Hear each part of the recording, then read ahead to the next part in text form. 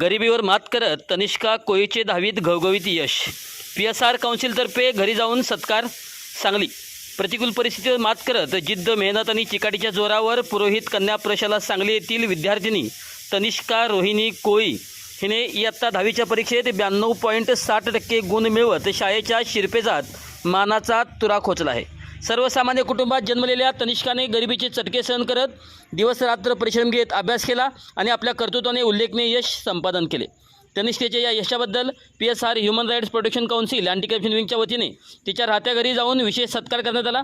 यावेळी महाराष्ट्र राज्य अध्यक्ष राजू जाधव तसेच संघटनेचे संस्थापक अध्यक्ष श्री प्रशांत सिंगजी राजपूत यांनी तनिष्काचा पुष्पगुच्छ व सन्मानचिन्ह देऊन गौरव केला.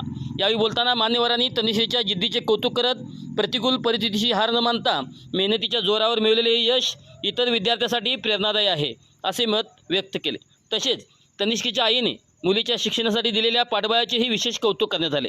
तनिष्काने भविष्यातही अशाच प्रकारे यश संपादन करून कुटुंबासह जिल्ह्याचे नाव उज्ज्वल करावे अशा शुभेच्छा यावेळी मान्यवरांनी दिल्या.